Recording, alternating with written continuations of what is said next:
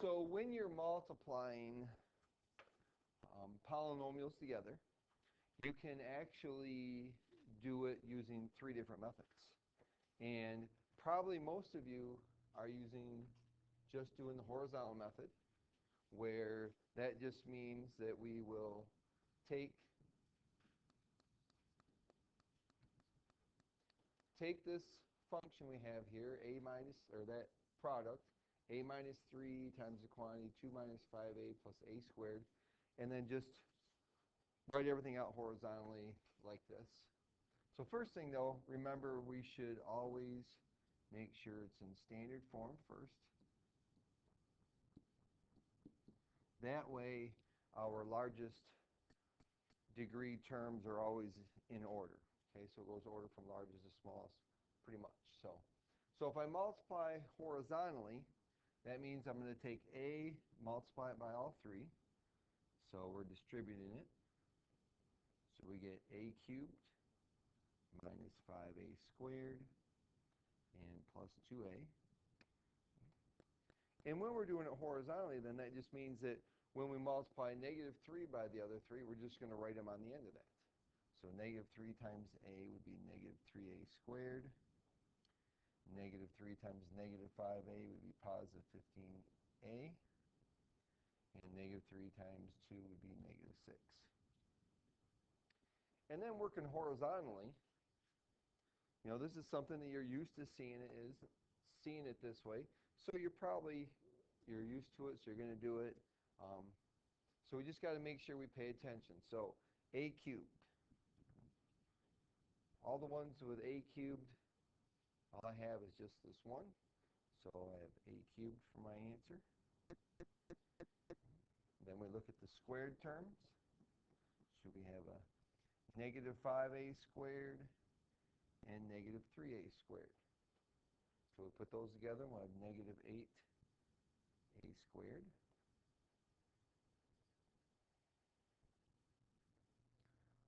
Look at the a's. So we have positive 2a, positive 15a would give us 17a, and then minus 6. So that's the way you were probably used to doing it. That's probably the way you did the ones, right?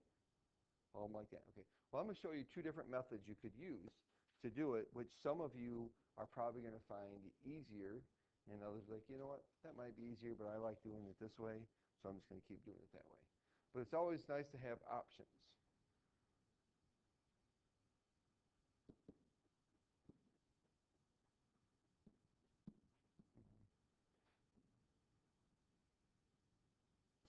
All right.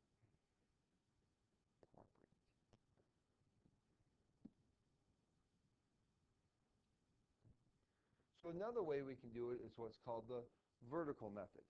Right?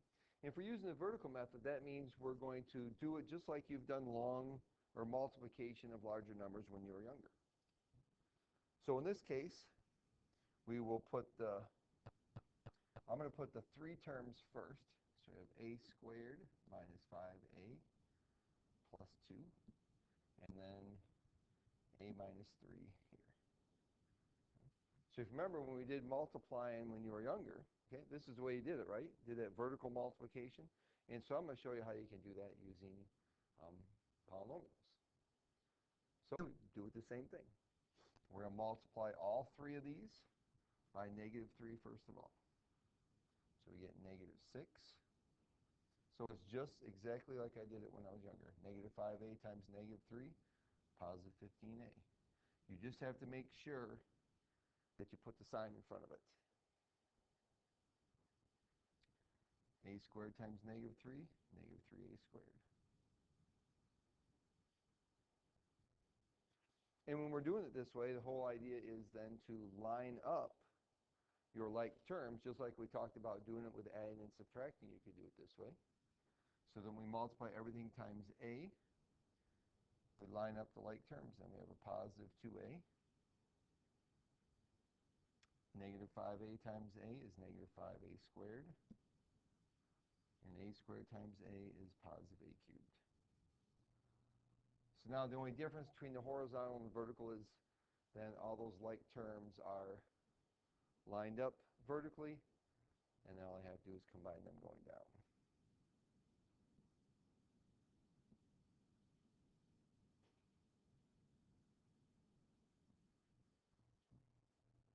So how many of you think you might do it that way instead? Okay, Thomas? All right. Okay. Well, there's two different ways. Okay. You can do it. Well, there's also a third way. Third way would be using a table. So when you use a table,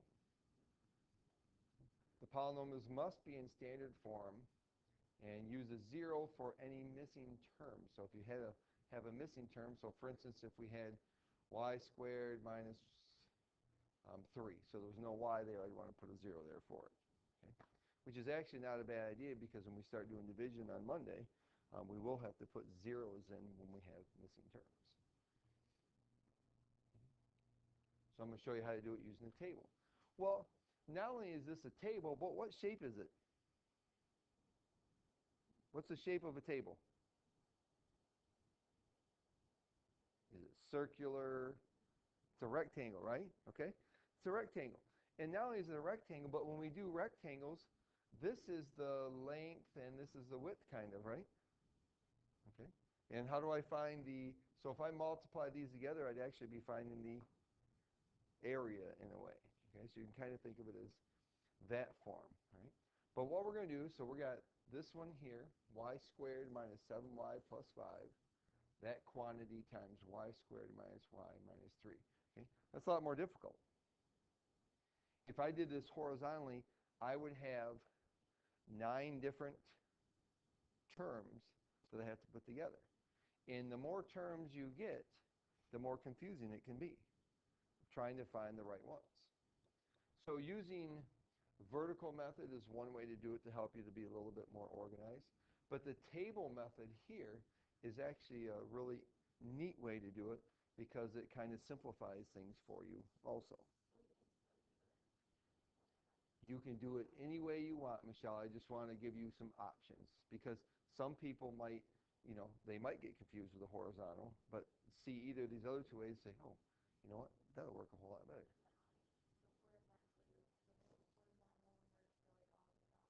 Right. Well, and they all work for all of them.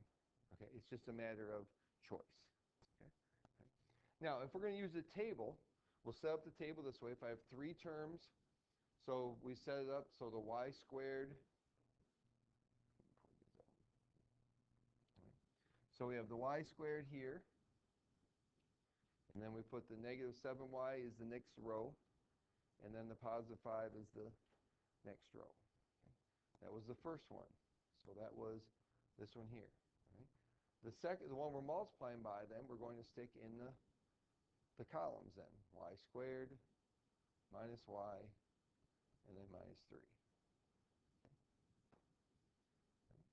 And then we just multiply. So each row then, y squared then, I'm going to multiply y squared by all 3 of them and put it in that row. So y squared times y squared is y to the 4th. Goes in that entry in the table. Then y squared times negative y goes in the next entry, y cubed. Y squared times negative 3, negative 3y squared. So I'm multiplying each row by each column. Then I'll do it with negative 7y. Negative 7y cubed,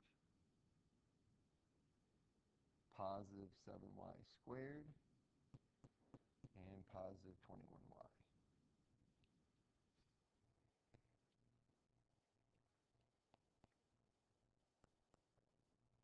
And then I'll do it with a third one. 5y squared minus 5y minus 15.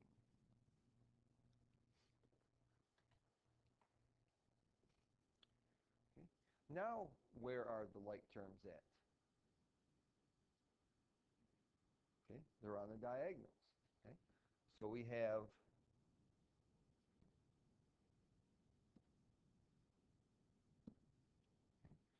I have my y to the 4th here. Then I look at this diagonal, I have the y cubes. Then this diagonal is y squareds, then the y's, and then the constant. Okay? So they are, the like terms now are on the diagonals. So we have y to the fourth.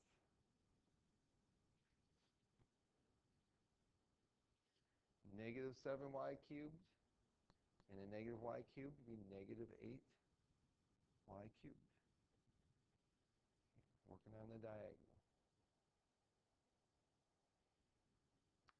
5y squared plus 7y squared is 12y squared. Minus 3 would be positive 9y squared.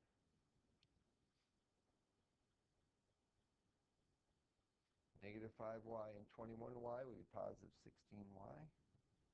And then minus 15. All right. So how many of you like that one? Oh, okay. All right. So there's some of them that you would use it for, bigger ones definitely. Okay, that's definitely easier than, because you've got 9 different entries. So putting them horizontally, it's going to take you all the way across your paper, and making sure you're finding all the like terms. Sometimes it gets a little confusing. Yep. Right, the first set is going to be your rows, and then the second one is going to be your columns. Now, you can do it with a 2 by 3 if you wanted to. You could have 2 rows and 3 columns.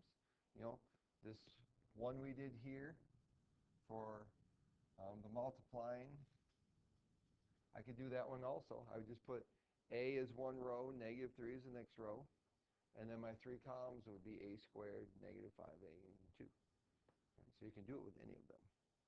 Okay? So this gives you some options then when you're working on them. Because sometimes it's a whole lot easier to use a table. It's a little bit more organized. Okay? And so sometimes that'll help you. Okay. All right. So sometimes we have to work with more of a word problem or a picture and do some multiplication. Here they give us this box. They show the dimensions of the box. And they want us to find a polynomial expression in terms of x for the volume of the rectangular prism shown. So how do I find volume of a rectangular prism?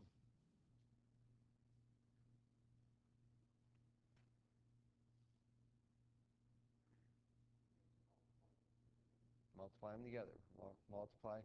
Remember, volume of a box is equal to length times width times height.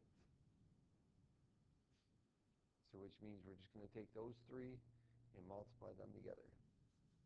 Does it matter the order I write them? No. So I'm going to put the monomial first. So we have 3x times 2x plus 1 times x minus 4.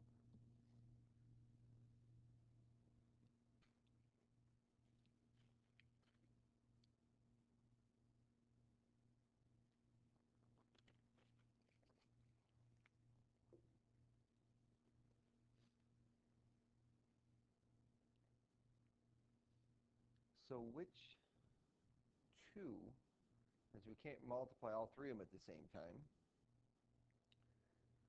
which 2 would you multiply together first? Okay, Emily says she'll distribute the 3x. Okay, that's one way we could do it. Okay, I actually would do the binomials first, because then distributing this one is much easier, because if I make this one bigger and multiplying by that, it's a little more confusing, to where with the binomial, multiplying the 2 binomials together, and then just increasing things. Okay? So does it matter though? No. Okay, I'm just saying this is the way I would do it, and you can do it that way. All right? And it's all going to end up being the same. Okay? We get the same answer and we're done. Right? So I'm going to go ahead and I'm going to do multiply the two binomials together. And maybe after seeing that, you might say, oh, you know what, maybe that might be a better way or a different way. Or you might just say, you know what, Mr. Coffee, that's great, but I like my way. Okay. All right, so we'll multiply these two together first. So we do 2x times x, we get 2x squared.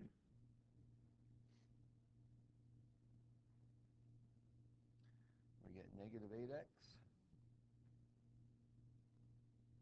plus x and minus 4.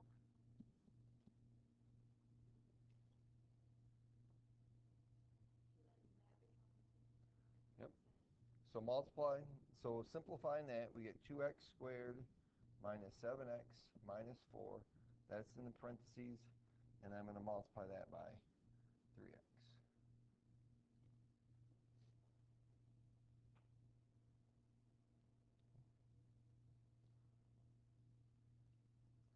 So now when I multiply by the 3x, all my constants are increasing by 3 times, and then the x's are going to just increase by a power of 1.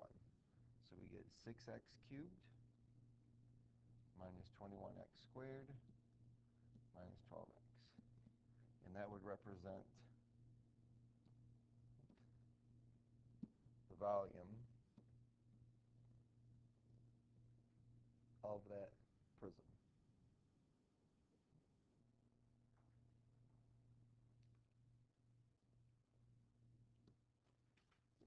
So we're going to expand a power of a binomial. Okay? We can take binomials and raise them to a power. And I'm going to show you 2 different ways of doing this also. I think it might be 2, actually it might be 3 different ways. Okay? The first way of doing this is just multiplying them out. Okay? What does it mean if I say a plus 2b raised to the 3rd power? What does that mean? Okay? All right, there's 3 of them. So that means I've got a plus 2b times a plus 2b times a plus 2b.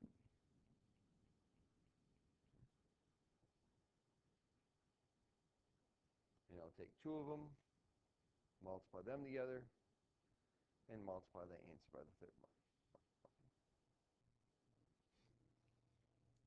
So let's do this one. So we'll multiply these first 2 together. We get a squared plus, we multiply a times 2b, we get 2ab. And one thing you remember is always put these in alphabetical order. That way your powers and exponents, to be able to see which ones are like terms and which ones aren't, are easier to see. Plus 2ab plus 4b squared. So when we multiplied the first 2 together,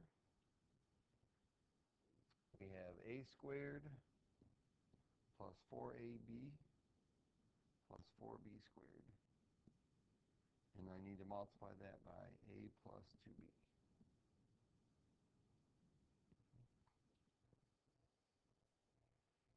Now you can use the vertical method or the table method at any time. You can do a 2 by 2 that way if you want. Now when I get to this point right here, I'll actually prefer using that table method just because it organizes it a little bit for me. So I'm going to do it that way. So now then, I can do it 2 different ways. I can either make a 3 by 2 table or a 2 by 3. I prefer it being longer versus taller, so I'm going to do a 2 by 3.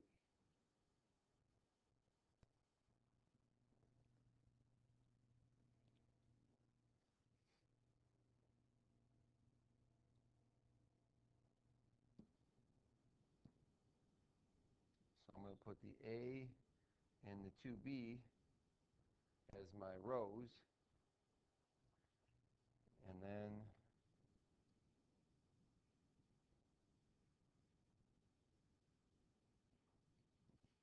a to the a squared, 4ab, and 4b squared as my columns.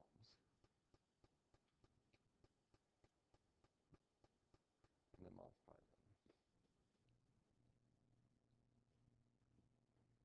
cubed, 4a squared b, 4ab squared.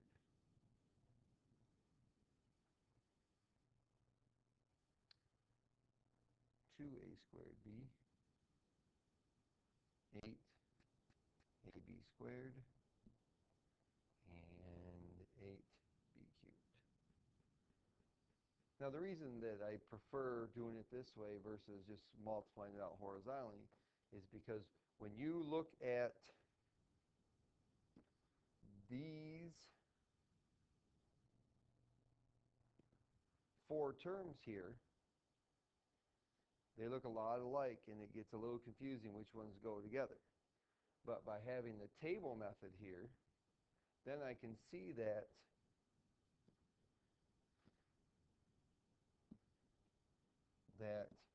this pair goes together and that these go together because I have that on the diagonals. I know I have the like terms. A squared b and a squared b, ab squared and ab squared. But still, once again, it's got to be your preference which ones you prefer to use. So if I simplify it, we have a cubed plus 2 plus 4 is 6a squared b. 8 plus 4 is 12 ab squared, and plus 8b cubed. Now it might seem like that takes a little bit longer also, but you've got to do what works best for you. And I like that way. It helps me to keep things organized.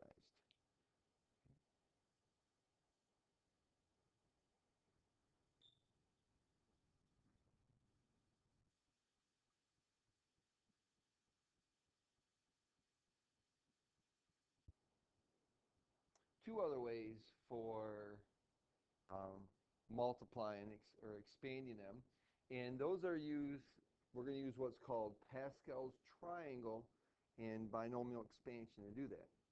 Now, notice the one thing you want to notice is the coefficients as we're going through here. Okay? That they've expanded a plus b to the power of 0, 1, 2, 3, 4, and 5 here. And you notice that with those expansions, that we have a plus b to 0 is just 1. A plus b to the first power is a plus b. And this is where the descending and ascending order comes in. A plus b squared, so that's a squared plus 2ab plus b squared. So the power of a is 2, then the power of a becomes 1 for the middle term, and then 0. A plus b raised to the third power. We get a cubed, 3a squared b, 3ab squared, plus b cubed. So if you look at them, if you notice what happens with the powers. Okay? For a, it starts with whatever the degree is of the expansion, goes down each time, and b starts at 0 and goes up each time until you get to the degree of the expansion. Okay? So for instance, the a plus b to the fifth, a starts to the fifth power, fourth power, third power, second power, first power, and then 0. And b starts at 0 and goes to 1, 2, 3, 4, 5. Well, then we have this thing called Pascal's triangle here, that it also has a pattern for the coefficients. And see if you can figure out what that pattern is. There's a specific pattern there that goes from one row to the next. And what is that pattern that happens there?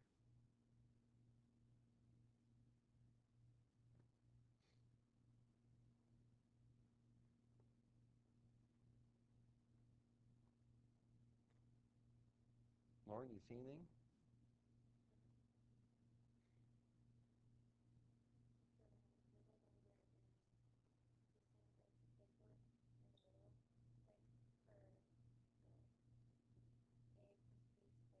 Mm-hmm.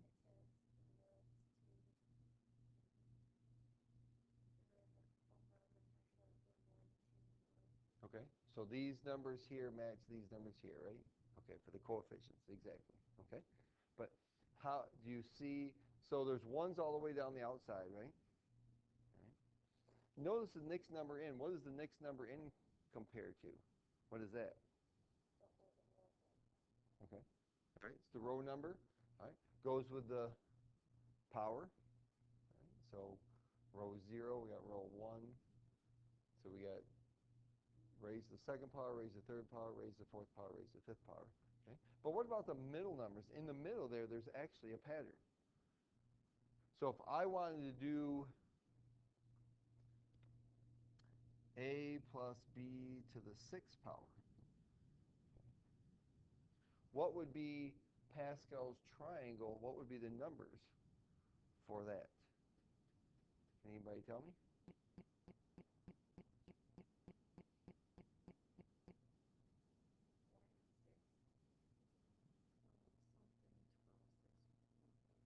Close. All right, that's close. Rachel, what do you think?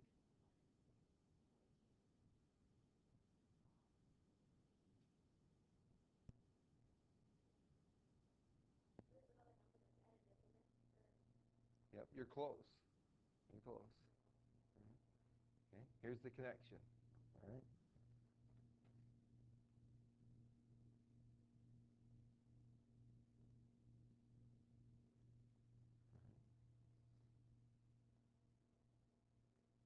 If you take the two above and add them together, they give the next one. Okay. So our next row then here would be 1, 6. 1 plus 5 is 6. 5 plus 10 is 15. 10 plus 10 is 20. 15, 6, and 1. What's the other thing you notice though about it? Is that it's symmetrical, right? It has vertical line symmetry. That if I cut this in half vertically, they're identical on each side. Okay? They have a mirror image of each other. Hmm? Yeah. If I cut it in half, like at the row 3 here, I have a 3 to the left, 3 to the right, then a 1, then a 1. Well, that's because I write too big. My handwriting's too big. There you go. How's that? That better? Okay.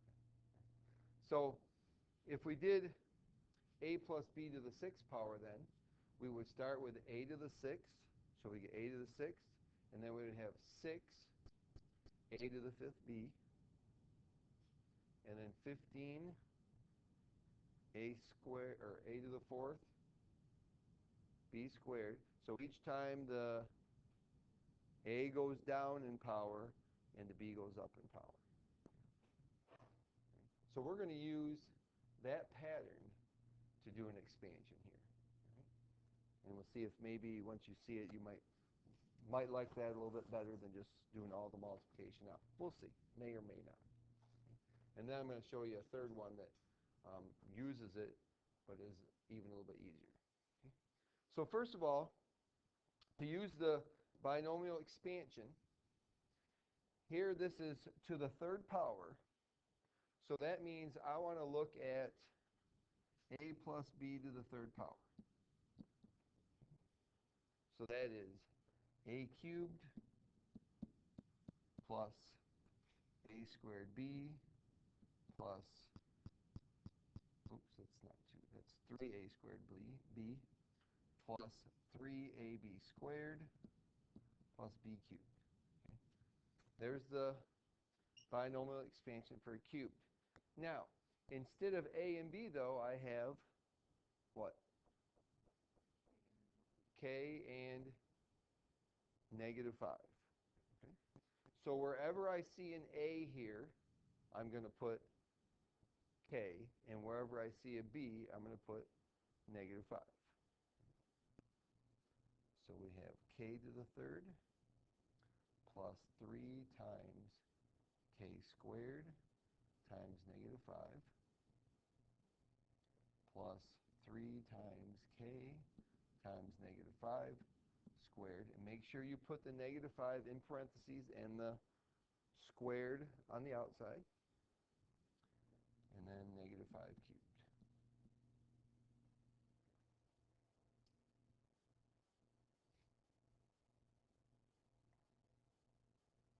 So all I did is replace a with k and b with negative 5. And now it's just a matter of multiplying them. So we have k cubed plus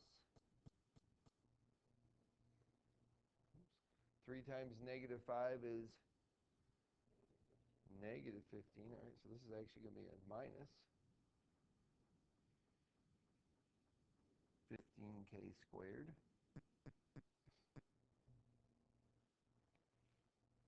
When I square negative 5, I get 25. And 25 times 3 is 75. So we have plus 75k. And then 5 cubed is negative 125. Now here's one key to you, all right, as you're doing this, is that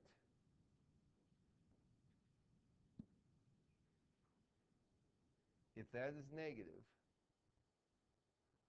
okay, if it's a negative there, that means that every other one is going to be negative in your answer. Okay? Always. Right? First one will be positive, second one will be negative, third one positive, and so on. Okay? So if there's a minus there, so what do you think?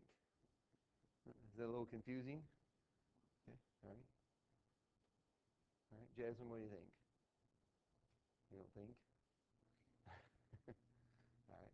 Well, there is this student here, Caitlin, who used a little bit different method, but also uses Pascal's triangle. And she actually uses a table to organize her information. Right? So we're going to look at how she does it. There's what?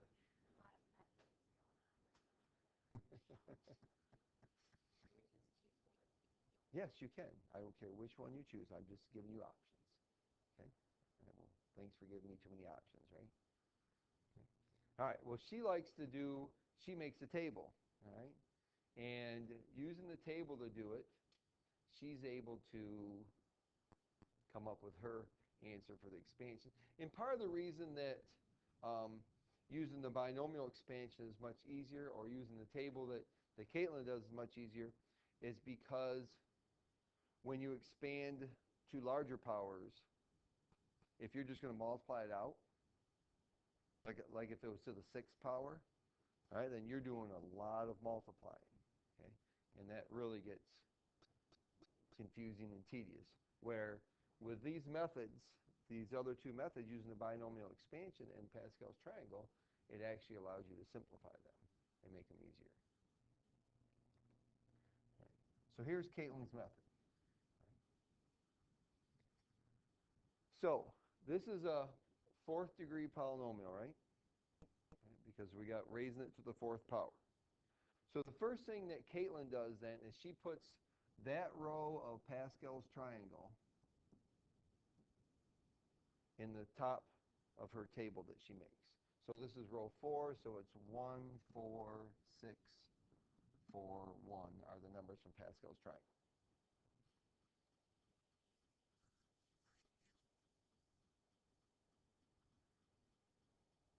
Then in row 2, she does the first letter. Or basically in row 2 then, she's going to do a to the 4th, a to the cubed, don't write this down, okay? A squared, a, and then a to the 0 power, okay? That's basically what she's going to do in row 2.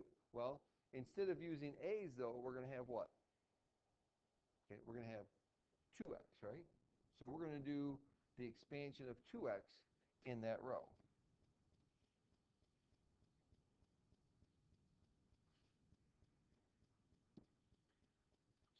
So we start with 2x to the 4th power. So we would have 2x to the 4th, which is 16x to the 4th.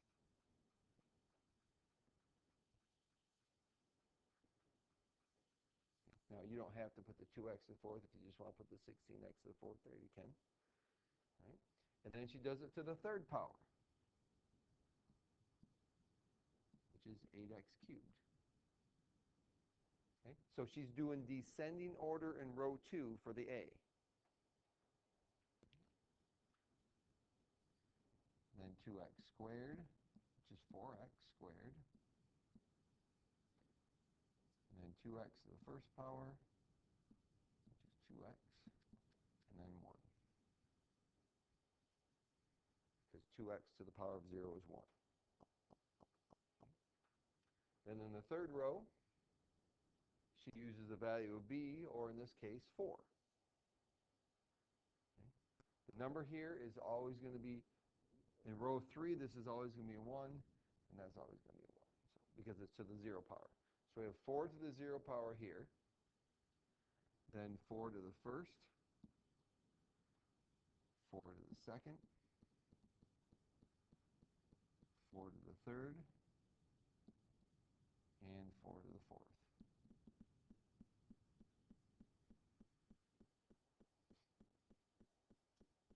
Okay. What do you think we do now?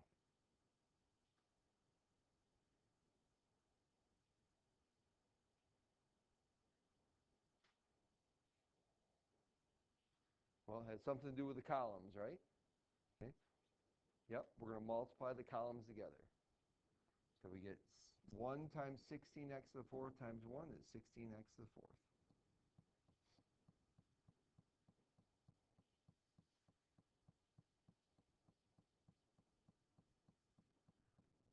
4 times 8x cubed times 4. So let's see, that's 16 times 8, which is 128, x cubed.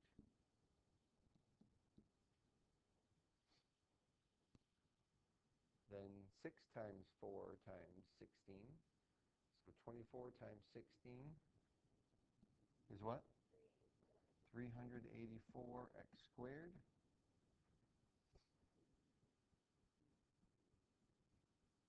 Then 4 times 2x times 64. 512x. And then plus 256.